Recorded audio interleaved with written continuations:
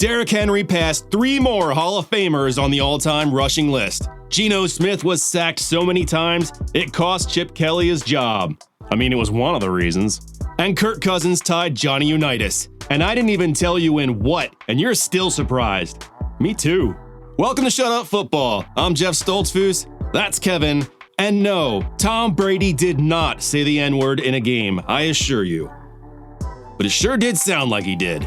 I know his job is talker, but he's not good. It was another week of surprises and calamity. It was week 12 in the NFL. Let's get it.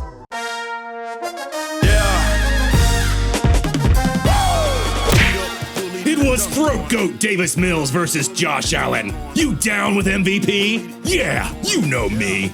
Actually, it was Allen versus the number 1 defense, and I think it's safe to say they won this round. Allen felt more hands than me too. He was sacked 8 times, and I will name every one of them. Sack the Ripper, Captain Sack Sparrow, Samuel L. Saxon, Sacky Chan, Sack in Hand Smoke, Count Sackula, the Sack Brown Band, Sack Street's back, alright!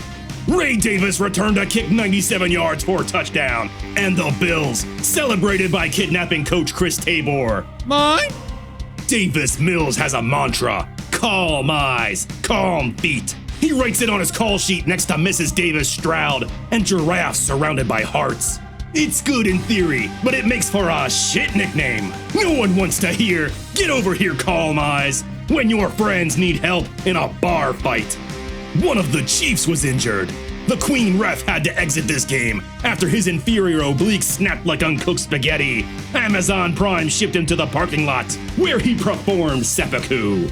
Time to commit crime. Welcome to the Thursday Night Purge. The play clock was the first to die, followed by whatever was keeping it in Al Michaels' pants. That means we're going to see Chubb. They said Woody Marks has natural hands, unlike those other guys, with spatulas and tongs crammed into their wrist stumps. The Bills converted on 4th and 27, but they couldn't convert on 4th and 6. They need a challenge, or it's just not fun, like opening a pickle jar, or teaching the hemophiliac kid to juggle knives. Sacagawea! The Justin Fields experience is over. The Jets need a calm veteran presence, like Tyrod Taylor. A man who doesn't sit on the bench. He relaxes in a rocking chair, where he rolls his own cigarettes and grants the gift of knowledge to youngsters who seek it. He's like if Shaft and Yoda had a baby, which is disturbing the more you think about it. Derrick Henry passed 3 Hall of Famers on the all-time rushing list, and every time he does, he calls them up, farts into the phone, and hangs up giggling. Good luck next week. You're gonna need a Ouija board for Jim Brown. The Jets struggled past lacing up their cleats and ended with what is now their 10th straight losing season. Taylor said the Jets took a step in the right direction, which for most people would be away from the abyss.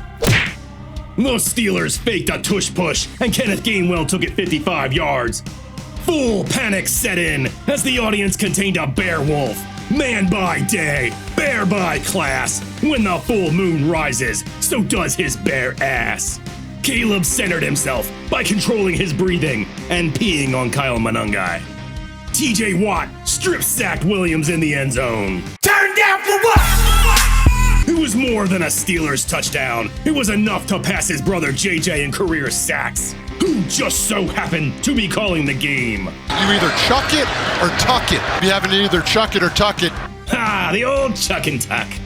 The Bears defense was creating turnovers and playing each other's heads like cymbals. If only Rodgers were healthy enough to lose this game. I will fuck you. This game had 2 pick sixes, 1 by each team. I honestly don't know where the rest of the points came from. Point Fairy? The guy with tinsel in his name scored just before the holidays. A little on the nose, don't you think? Joe Flacco had to come out of this game and get scotch tape on his finger. This game was boring as hell. I fell asleep twice on the kickoff. Bengals fans were looking for a flag on the final play, but the refs were looking for an Uber. Mike Kafka put his play sheet on randomizer. They were flicking fleas to Wan'Dale Robinson, who had over 100 yards in the first quarter. Gunnar Olszewski, which sounds Irish but spells Polish, launched a prayer nugget to Jameis Winston, who summoned his spirit animal, Crab from a Publix, to escape a defender for points, just like they drew it up on the wall of a mental hospital. There is absolutely nothing Jameis Winston cannot do, except win football games.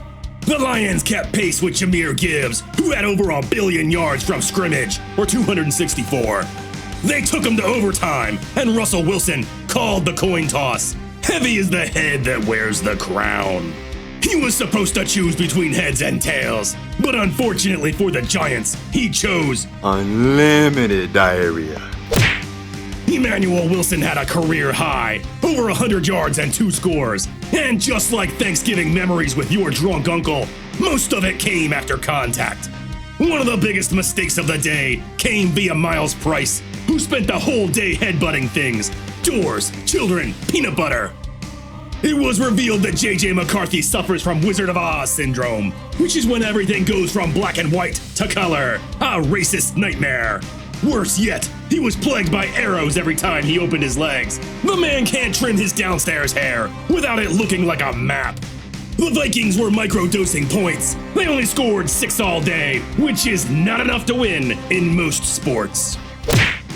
Patrick Mahomes was picked off on his first pass, and the Colts turned it into points. But the Chiefs would not go quietly. They would go complaining. Mahomes became the youngest player to reach 35,000 yards passing. Congratulations! I couldn't tell you who it was before, or the appropriate way to celebrate this. I'm just gonna assume Stroop Waffle Maker. With their season on the line, the Chiefs put the ball in the hands of their best player. Legal contact, defense number 23.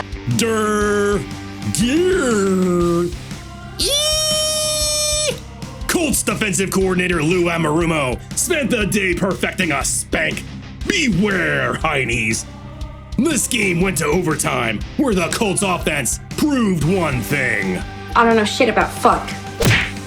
Cam Ward was showing progress. They applauded him for using his feet. I don't even know how he can grip a football like that. Jahmyr DK had a pair of scores, including a 90-yard punt return. He's so runny. Jackson Smith and Jigba had a huge day. He went off for 167 yards and 2 scores. He doesn't even look like he's trying that hard, which must be frustrating for their other shittier wide receivers, of which I assume they must have some. Though you would be hard-pressed to prove it, since Sam Darnold only throws the ball to JSN. Spare me your depth charts. I'm not even listening to me. You think I'll listen to you?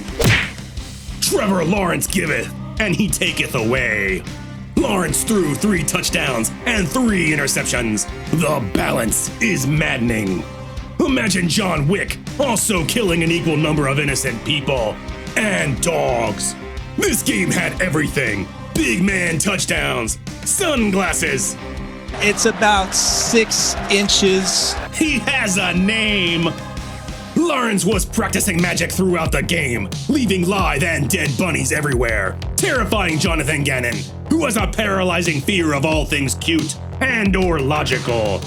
This game went to overtime, and I'm not sure I agree with all these rule changes. Somebody won, probably.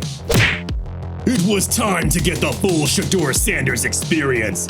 Surprise, this game was not about him. Geno Smith took 10 sacks. And no, I will not repeat the same bit from this episode, and not just because I'm out of sack puns, which I know is sacrilege. Okay, last one.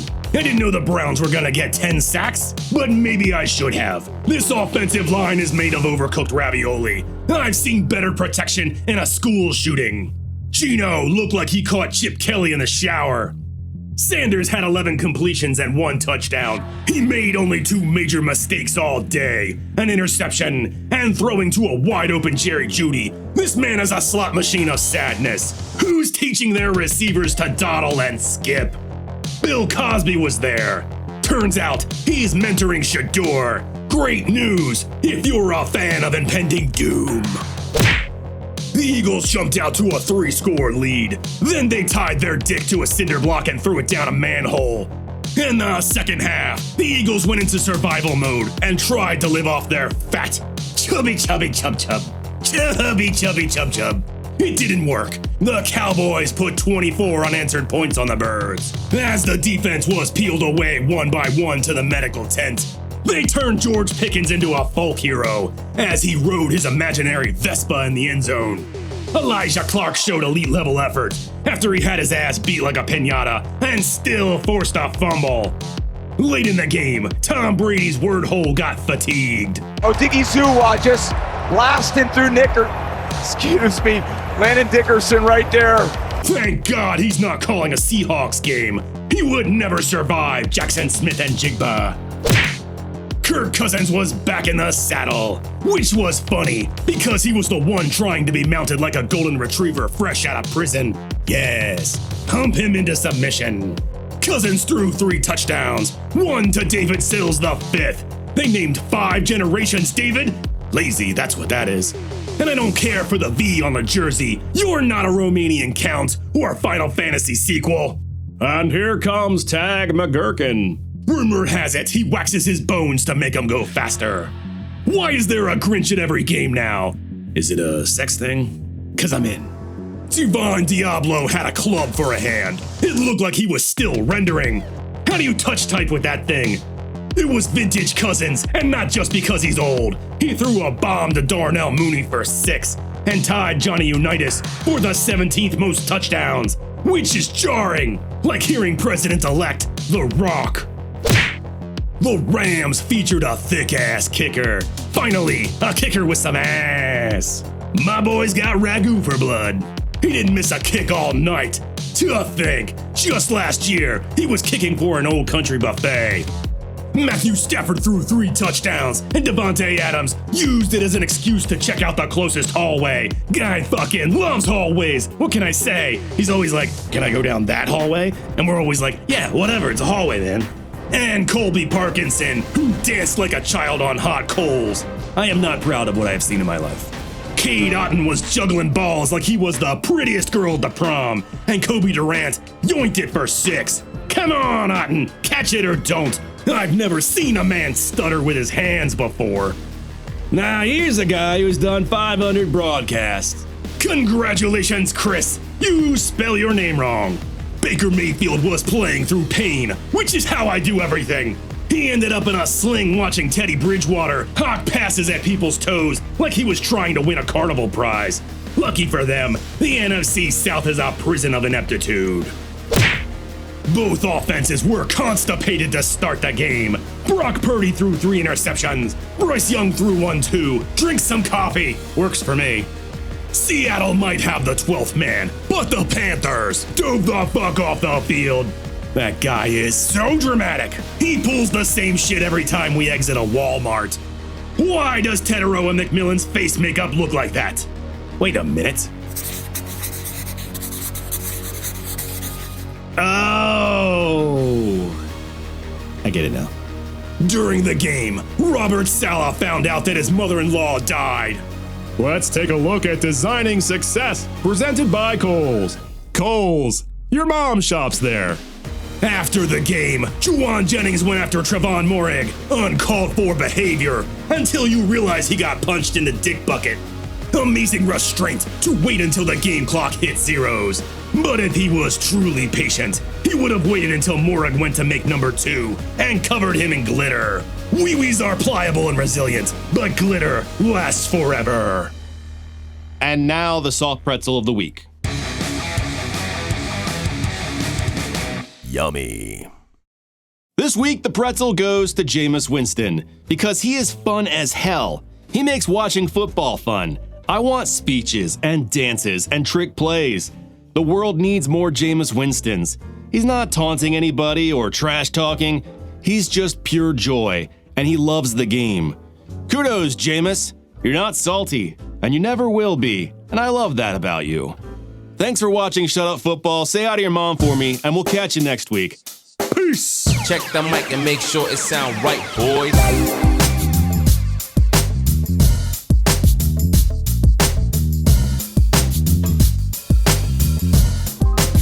It sound right, boy. Doors, children, peanut butter.